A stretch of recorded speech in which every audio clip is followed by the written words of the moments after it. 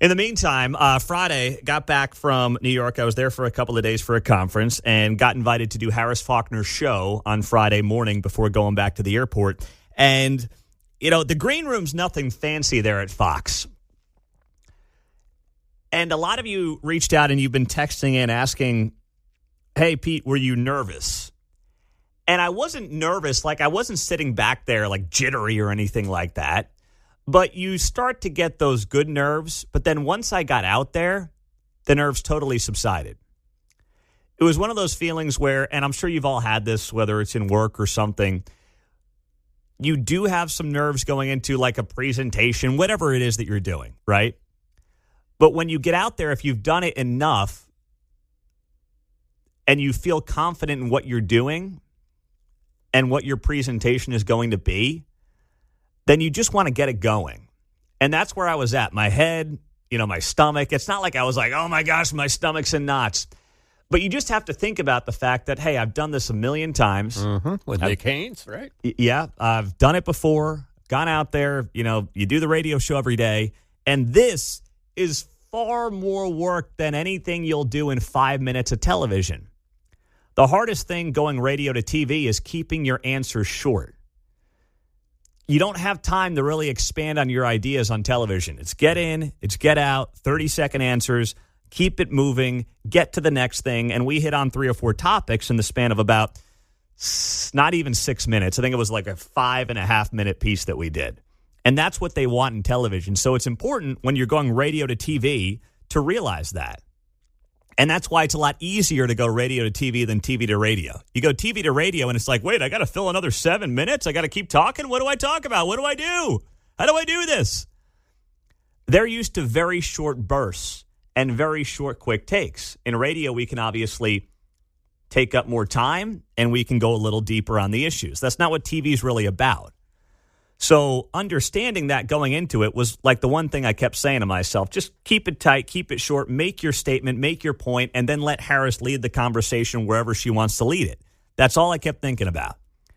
And you try not to think about the fact that, hey, there's 1 million people, and that's the number. There's about 1 million people watching this right now because those are the ratings for Harris's show. She's beating The View. Not that, still, she's got the top news show in that time slot. And beating The View, which is on ABC, a broadcast network, while she's on cable, that's damn impressive. So that was the only thing I kept thinking to myself going into it. And then once we got going, once the lights turned on and we started our conversation, everything just subsided. Any feelings that I had, it was all right, let's go. It's game time. And I thought it went overall very well. There were a couple of lines I wanted to make sure I worked in that I didn't get to work in and couldn't weave into the conversation. But I was pleased with how it went. And this is how it started with Harris Faulkner on Friday morning. Pete Mundo, Kansas City radio host, is here. And we don't have time to talk about the Chiefs, so we'll just text and tweet on that.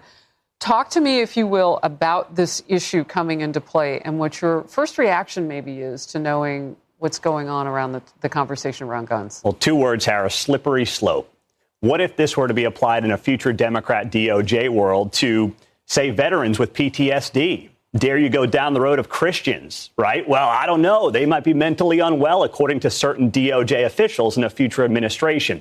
You start to go down that road, and it opens up a whole can of worms. It's interesting because Christians have already been targeted by the former FBI under Biden. Don't give them another reason to. Yeah, and parents, too. They were considered to be problematic, potential terrorist-type people. So I understand what you're saying.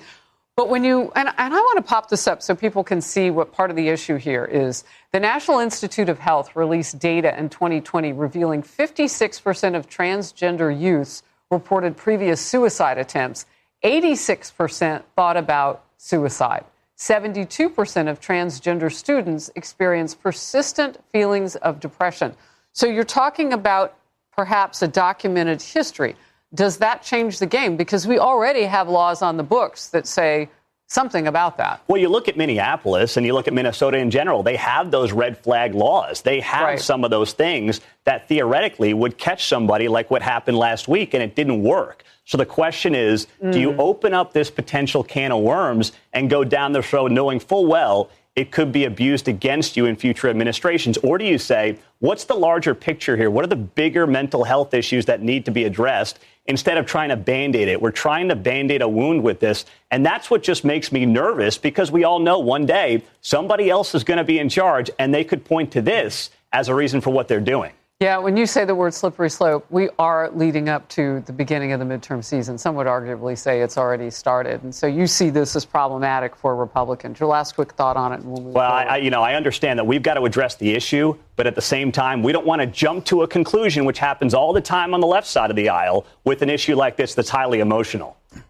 So that was the first couple of minutes of the conversation with Harris Faulkner on Friday.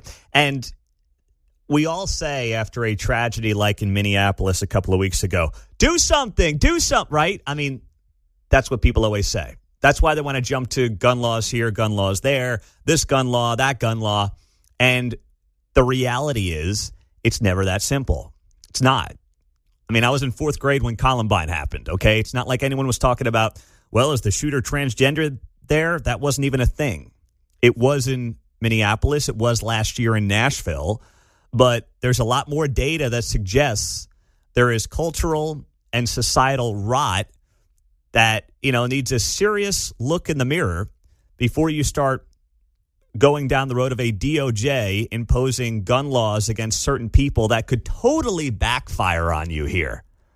I could see a world where you start going down this road with this specific group, and then what happens next, right? You get a Gavin Newsom DOJ in there, and they're like, if you've got PTSD and you've been diagnosed with PTSD, we think that's a mental health condition that would prevent you as a veteran from owning a firearm. If you're a Christian and you believe in God, oh my goodness, what is up with you? That seems like a mental disorder in our world. Once again, I'm being sarcastic here, but I wouldn't put anything past certain people that are trying to get into power in this country, and don't give them a reason. Don't give them something that they could latch onto. And something like the DOJ is basically saying, well, if you're transgender, you can't own a gun. Yeah, we've got mental health issues that need to be addressed, but that is not something that makes a heck of a lot of sense from a policy perspective, because you got to be careful what you wish for here. 913-408-7957. Wes is in Gladstone. Hey, Wes, you're on KCMO. Good morning. Hey, Pete, I agree with you 100%. Whenever they first talked about banning trans from buying guns, I was like, well, that might be a good idea, but it's not. But, hey, you know why I called in. I was watching the game Saturday, and some of your fellow listeners were watching the game too. And at when it was 21-6, I get the following text. Better get that jock strap ready. Over time, they do tend to shrink while they're in the drawer.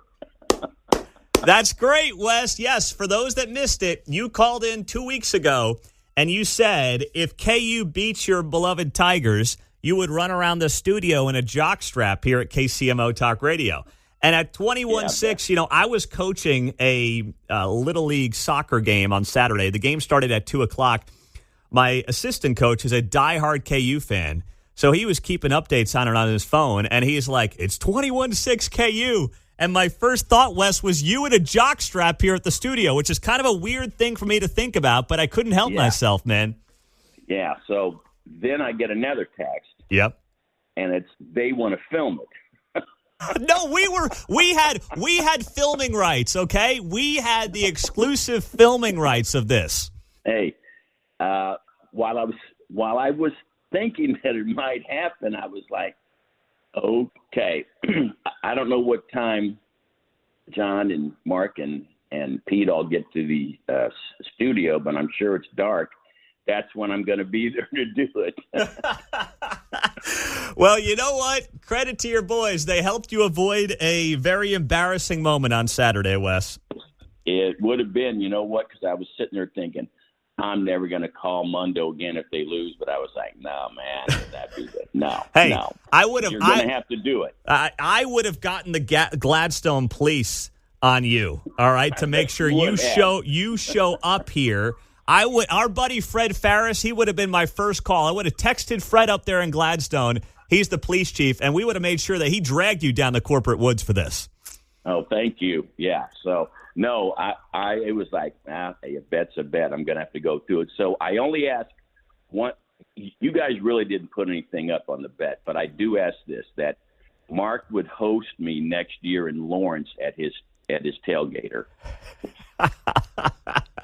I'll work with him on that. Okay there, Wes? Cool. Thanks cool. so much. I don't think you can demand what you win after you win a bet. I don't think that's how it works, but it's a nice thought. And Mark, you can think about that, okay? All right. All right. Donnie and Leewood, got a minute for you. Donnie, what's up, buddy? Hey, I just wanted to say I think it's great that the left's admitting that transgender people have mental health conditions. Well, I don't think they're doing that at all. I think what they're doing, here's the thing. If you want to own the left on that issue of whether or not transgender folks should be allowed to own guns, what they're actually doing is they're defending the Second Amendment. Right? That's what they're doing. If you want to use that against them politically, is that suddenly if you say, hey, should the DOJ ban transgender folks from owning weapons? And folks on the left will say absolutely not.